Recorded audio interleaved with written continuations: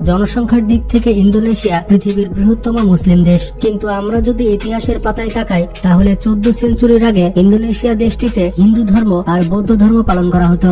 এরপর এমন কি হয়েছিল যে 16 সেঞ্চুরি আসতে আসতে ইন্দোনেশিয়ার মানুষ হিন্দু ধর্ম আর বৌদ্ধ ধর্ম ছেড়ে সবাই মিলে ইসলাম ধর্ম গ্রহণ করে ফেলল। তাছাড়া অবাক করা বিষয়টি হচ্ছে ইন্দোনেশিয়া এমন একটি দেশ যে দেশে হজ পালন করা ছাড়া কোনো পুরুষ বিয়ে করতে পারবে না। এই দেশটির মহিলারা খুবই ধার্মিক, দেশটিতে হিজাব পরা এক প্রকার বাধ্যতামূলক। কিন্তু প্রশ্নটি হচ্ছে দেশটির আশেপাশে কোনো মুসলিম দেশ না থাকা সত্ত্বেও কিভাবে এই দেশটি মুসলিম দেশে পরিণত হলো? এই সব কিছুর উত্তর জানতে হলে ভিডিওটি শেষ পর্যন্ত দেখতে হবে। ইন্দোনেশিয়া কিভাবে মুসলিম দেশ হলো এটি জানার পূর্বে আমাদের জানতে হবে ইন্দোনেশিয়া মানে কি।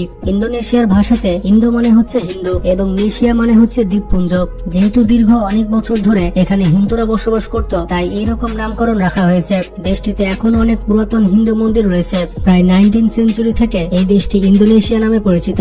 বিভিন্ন রিপোর্ট অনুযায়ী এই দেশটিতে 17 থেকে 18,000 দ্বীপপুঞ্জ রয়েছে, কিন্তু এতগুলো দ্বীপের মধ্যে কেবলমাত্র 922টি দ্বীপে মানুষ বসবাস করে থাকে। এই দ্বীপগুলোর গড়ে 85% মুসলমান। ইন্দোনেশিয়া সম্পর্কে আরেকটি ইন্টারেস্টিং ফ্যাক্ট হচ্ছে দেশটির প্রধানমন্ত্রীকে যদি জিজ্ঞেস করা হয় ইন্দোনেশিয়াতে অ্যাকচুয়ালি কতগুলো দ্বীপ রয়েছে, তাহলে এর সঠিক হিসাব দেশটির প্রধানমন্ত্রীও দিতে পারবে না, কারণ পুরো ইন্দোনেশিয়া গঠিত হয়েছে হাজার হাজার দ্বীপ একত্রিত হয়ে। ইন্দোনেশিয়াতে এমন অনেক দ্বীপ রয়েছে যেখানে এখনো মানুষের কোনো পায়ের ছাপ পড়েনি। বিশাল এই অঞ্চলে ইসলামের আগমন ঘটেছিল কোনো যুদ্ধ বিগ্রহ কিংবা তলোয়ার ছাড়াই। ইতিহাস বিকৃতকারী অনেক ইতিহাসবিদ দাবি করেন ইসলাম প্রতিষ্ঠিত হয়েছে যুদ্ধ বিদ্রোহ এবং তলোয়ারের জোরে, কিন্তু আপনি ইন্দোনেশিয়ার দিকে তাকালে বুঝতে পারবেন তাদের এই ধরনের দাবি সম্পূর্ণ মিথ্যা। বিন্দুমাত্র রক্তপাত ছাড়াই পুরো ইন্দোনেশিয়াতে ইসলামের আলো ছড়িয়ে পড়ে। ইন্দোনেশিয়াতে ইসলামের আগমন ঘটেছিল প্রায় 800 থেকে 900 বছর আগে। ভৌগোলিকভাবে গুরুত্বপূর্ণ এই দেশটি প্রাচীনকাল থেকে মশলা উৎপাদনের জন্য বিখ্যাত, যার ফলে দলে দলে আরব ব্যবসায়ীরা এই অঞ্চলে ব্যবসার জন্য আসতে থাকে। আর এই ব্যবসায়ীদের মাধ্যমেই মূলত ইন্দোনেশিয়াতে প্রথমবারের মতো ইসলাম প্রচার শুরু হয়। আরব ব্যবসায়ীগণ এবং ভারতের গুজরাট প্রদেশ থেকে আসা বিভিন্ন মুসলমানেরা এই অঞ্চলে আসার পর ইন্দোনেশিয়ার সম্ভ্রান্ত পরিবারের মেয়েদের সাথে বিবাহ বন্ধনে আবদ্ধ হয়, যেটি এ সমাজে ইসলাম প্রতিষ্ঠার ক্ষেত্রে অনেক গুরুত্বপূর্ণ ভূমিকা পালন করে। দ্বাদশ শতাব্দীতে ইন্দোনেশিয়ার জাভা রাজ্যের রাজার সাথে মুসলিম রাজকুমারী আক্তা সামিনার বিয়ে একটি বড় মাইলফলক ছিল। এই সুন্দর মুসলিম রাজকুমারী হিন্দু রাজাকে শর্ত দিয়েছিল তাকে বিয়ে করতে হলে অবশ্যই হিন্দু রাজাকে মুসলমান হতে হবে, কারণ এই রাজকুমারী ছিল মুসলিম। রাজকুমারীর কথা অনুযায়ী রাজা ইসলাম ধর্ম গ্রহণ করে ফেলে। জাভা রাজ্যের রাজা ইসলাম গ্রহণের মধ্য দিয়ে সূচনা হয় একটি নতুন ইসলামী বসতির। ইন্দোনেশিয়ার এই রাজা ইসলাম ধর্ম গ্রহণ করার ফলে জাভা দ্বীপের রাজকীয় ধর্ম হয়ে যায় ইসলাম। রাতারাতি বদলে যায় এই দ্বীপের মানুষের জীবনযাপন। জাভা দ্বীপের রাজা ইসলাম গ্রহণের ফলে সকল প্রজারাও ইসলাম ধর্ম গ্রহণ করতে থাকে, যার ফলে ইন্দোনেশিয়ার সব থেকে জনবহুল এই দ্বীপের প্রায় সকল মানুষ মুসলিম হয়ে যায়। এই সময় ইন্দোনেশিয়ার জাভা রাজ্য থেকে ইসলাম ছড়িয়ে পড়তে শুরু করে আশেপাশের দ্বীপগুলোতে এবং এক একটি দ্বীপে গড়ে উঠতে শুরু করে এক একটি ছোট ছোট ইসলামী রাজ্য। এরপর 1511 খ্রিস্টাব্দে পর্তুগালের উপনিবেশের কয়েক মাস পূর্বে এই সবগুলো রাজ্য একত্রে হয়ে যায়। বিশিষ্ট পশ্চিমা ইতিহাসবিদ থমাস আর্নল্ড বলেন, মুসলিম ব্যবসায়ী এবং মুহাজিরগণ ভেবে দেখলেন এই অঞ্চলের মানুষের মধ্যে ইসলামকে প্রবিষ্ট করার জন্য সব থেকে উত্তম পদ্ধতি হচ্ছে তাদের স্থানীয় ভাষা এবং রীতিনীতির সাথে সম্পূর্ণভাবে মিশে যেতে হবে, এবং দ্বিতীয়ত হচ্ছে স্থানীয় মহিলাদের বিয়ে করতে হবে। এবং ইন্দোনেশিয়াতে এ সকল মুসলিম ব্যবসায়ী আসার পর ঠিক এই দুইটি পদ্ধতি অনুসরণ করেছেন, যার ফলে তারা ইন্দোনেশিয়ার স্থানীয় ব্যক্তিদের মনে ইসলামের সুমহান আদর্শ গেঁথে দিয়েছেন এবং তারা একসাথে কাঁধে কাঁধ মিলিয়ে তাদের জীবনযাপন শুরু করেন। এমন মিল এবং মহাব্বত তাদের স্থানীয়দের মধ্যেও দেখা যেত না। তবে আরবেরা স্থানীয়দের সাথে এমন ভাবে মিশে যাওয়ার পেছনে তাদের মূল উদ্দেশ্যই ছিল ইসলাম প্রচার করা। এই অঞ্চলের মূর্তি পূজারী জনপদের মনে ইসলামকে সহজ করে প্রবেশ করানোর জন্যই তারা ইন্দোনেশিয়ার স্থানীয় নারীদের বিয়ে করার পন্থা বেছে নিয়েছিলেন। বর্তমানে আপনি ইন্দোনেশিয়াতে গেলে সেখানে আপনি মিশ্র সংস্কৃতি দেখতে পাবেন। এখানে আপনি বিভিন্ন বর্ণের মানুষও পাবেন। এদের অনেকে আরব কিংবা ইউরোপীয় বংশোদ্ভূত। ইন্দোনেশিয়াতে ইসলাম প্রচার হওয়ার ঘাঁটি বলা হয় জাভা দ্বীপকে। ইন্দোনেশিয়ার সব থেকে সুন্দর এবং সমৃদ্ধশালী দ্বীপ হচ্ছে জাভা। প্রতি বছর হাজার হাজার পর্যটক এই দ্বীপটি ঘুরতে আসে এবং আপনারা যেমনটা জানেন এই জাভা দ্বীপে ইন্দোনেশিয়ার রাজধানী জাকার্তা অবস্থিত। এই দ্বীপটি থেকে পুরো ইন্দোনেশিয়াতে ইসলাম ছড়িয়ে পড়েছিল। ইন্দোনেশিয়াতে ইসলাম প্রচারের ক্ষেত্রে ভারতীয় উপমহাদেশের মুসলিমদের ভূমিকাও কম নয়। ভারত, বাংলাদেশ এবং আরব থেকে আসা মুসলিমরাও ইন্দোনেশিয়াতে ইসলাম প্রচারে গুরুত্বপূর্ণ ভূমিকা পালন করেছে। এমনকি ভারত উপমহাদেশের অনেক পীর আউলিয়ার কবর এই ইন্দোনেশিয়াতেই থেকে গিয়েছে। জাভার পশ্চিম অঞ্চলে মুসলিম শাসক রাজা হাসানুদ্দিন প্রতিষ্ঠা করেছিলেন বান্তাম রাজ্য।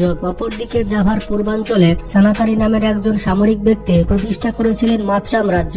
এইভাবে জাভা দ্বীপটি হয়ে ওঠে এই অঞ্চলে ইসলাম প্রচারের প্রধান কেন্দ্র। আর জাভা দ্বীপ থেকে ইন্দোনেশিয়ার অন্য দ্বীপগুলোতে ইসলাম আস্তে আস্তে ছড়িয়ে পড়তে শুরু করে। এভাবে চলতে থাকে ইন্দোনেশীয় অঞ্চলে ইসলামের যাত্রা, এক দ্বীপ থেকে ছড়িয়ে পড়ে আরেকটি দ্বীপে, এবং কোন রকম যুদ্ধ বিগ্রহ ছাড়াই এই বিশাল অঞ্চলে ইসলাম ছড়িয়ে পড়েছিল তার সুবিমল আহ্বান নিয়ে। মুসলিম ধর্ম প্রচারক এবং ব্যবসায়ীদের সুন্দর জীবনযাপন এবং উত্তম আচরণ দেখে এই অঞ্চলের লোকদের মনে ইসলাম জায়গা করে নেয়, যার ফলে আজ ইন্দোনেশিয়া লাভ করেছে সর্ববৃহৎ মুসলিম জনপদের খেতাব। পৃথিবীর সব থেকে বেশি মুসলমান ইন্দোনেশিয়াতে বসবাস করে। 2 নম্বর অবস্থানে রয়েছে পাকিস্তান, আর 3 নম্বর অবস্থানে রয়েছে ইন্ডিয়া। এরপর চতুর্থ অবস্থানে রয়েছে বাংলাদেশ। জাভা দ্বীপের ইসলামের আলো ছড়িয়ে পড়ার পর তার জোয়ার এসে পৌঁছায় সুমাত্রা দ্বীপে। সুমাত্রা দ্বীপের হাজার হাজার মানুষ হিন্দু এবং বৌদ্ধ ধর্ম ছেড়ে ইসলাম ধর্ম গ্রহণ করতে থাকে। এই দ্বীপটির উপকূলীয় অঞ্চলে ইসলাম আরো শক্তিশালী হয়ে যায়, যার ফলে ইসলাম ছড়িয়ে পড়তে থাকে দ্বীপসমূহের অভ্যন্তরে। এরপর 1413 খ্রিস্টাব্দে একজন চাইনিজ ট্রাভেলার এসে পৌঁছায় সুমাত্রা দ্বীপে, এবং তিনি তার বই লিখেছিলেন সেখানে প্রায় 1000 ফ্যামিলি ছিল, যাদের প্রায় সকলে মুসলিম ছিল। তাদের চরিত্র ছিল খুবই সুন্দর, এর পাশাপাশি তাদের জীবনযাপন অনেক মনোমুগ্ধকর ছিল, এবং এই অঞ্চলের শাসক ছিল ইসলামে বিশ্বাসী। এভাবে সুমাত্রার মধ্যভাগ এবং পূর্ব অঞ্চলে ইসলাম ক্রমান্বয়ে জায়গা করে নিতে শুরু করে। ভারতীয় উপমহাদেশের মতো ইন্দোনেশিয়া দেশটিতেও কলোনি গড়ে ওঠে। তাছাড়া ইউরোপের বিভিন্ন দেশ ইন্দোনেশিয়াতে তাদের কলোনি গড়ে তুলেছিল। এরপর ইন্দোনেশিয়া দীর্ঘদিন কলোনিতে থাকার পর 1945 সালে স্বাধীনতা লাভ করে। তবে দীর্ঘ সময় অমুসলিম শাসন আমলে থাকলেও ইন্দোনেশিয়াতে ইসলামের বিকাশে কোনো বাধা ঘটেনি। ইসলাম নিজের মতো এখানে বিকাশ ঘটাতে থাকে। এরপর 15 সেঞ্চুরি এবং 16 সেঞ্চুরিতে জাভা দ্বীপ এবং সুমাত্রা দ্বীপ থেকে পার্শ্ববর্তী কম্বোডিয়া, থাইল্যান্ড এবং পূর্ব এশিয়ার দেশগুলোতে ইসলাম ছড়িয়ে পড়ে। এমনকি আধুনিক সময়ে এসেও এই অঞ্চলের মানুষ ইসলাম ধর্মের প্রতি আরো বেশি সচেতন হয়। তারা নিজ সন্তানদের ইসলামী জ্ঞান দেওয়ার জন্য আল আজহার বিশ্ববিদ্যালয়ের মতো বড় বড় ইসলামী বিশ্ববিদ্যালয়ে পাঠাতে থাকে। বর্তমানে ইন্দোনেশিয়াতে ধর্ম পালন করা মুসলিমের সংখ্যা দিন দিন বেড়ে যাচ্ছে। দেশটিতে কোনো পুরুষের বিয়ে করতে হলে অবশ্যই তাকে হজ করতে হবে। আমাদের দেশে যেমন কোনো পুরুষের বিয়ে করতে হলে অবশ্যই তার আয়ের উৎস থাকা লাগবে, ঠিক তেমনি ইন্দোনেশিয়াতে কোনো পুরুষ যদি বিয়ে করতে চায় তাহলে তাকে অবশ্যই একবার হজ করতে হবে। তাছাড়া দেশটির কিছু কিছু প্রদেশে এখনো শরিয়া আইন প্রচলিত আছে। তাছাড়া আন্তর্জাতিক ক্ষেত্রেও ইন্দোনেশিয়ার দেশটি মুসলমানদের অনেক সাহায্য করে থাকে। কিছুদিন আগে ইন্দোনেশিয়াতে ইসরায়েল অনূর্ধ্ব-20 ফুটবল দল খেলতে এসেছিল, কিন্তু ইন্দোনেশিয়ার মানুষজন ইসরায়েলের ফুটবল দলকে তাদের দেশে ঢুকতে দিতে চায়নি, এমনকি তারা আন্দোলনও করেছে। অবশ্য ফিফা এই কারণে ইন্দোনেশিয়াকে শাস্তিও দিয়েছে। তো বন্ধুরা, ইন্দোনেশিয়া কিভাবে মুসলিম দেশ হলো তা তো আপনারা দেখতে পেলেন। আসলে পুরো বিশ্বে মুসলিম জনসংখ্যা অনেক দ্রুত গতিতে বাড়ছে, এবং ধারণা করা হচ্ছে 2050 সাল আসতে আসতে পৃথিবীর সব থেকে বড় ধর্ম হবে ইসলাম। ভিডিওটি ভালো লাগলে বন্ধুদের সাথে শেয়ার করতে পারেন। এরকমই আনকমন ইন্টারেস্টিং সব ভিডিও পেতে আমাদের চ্যানেলটি সাবস্ক্রাইব করে পাশে থাকা বেল আইকনটি ক্লিক করে দিন। আর যেমনটা আমি সবসময় বলি, আপনারা যতই ব্যস্ত থাকুন না কেন সালাত পড়তে কিন্তু অবশ্যই ভুলবেন না, কারণ সালাত হচ্ছে জান্নাতের চাবি। ভালো থাকবেন, নিজের খেয়াল রাখবেন। আল্লাহ হাফেজ।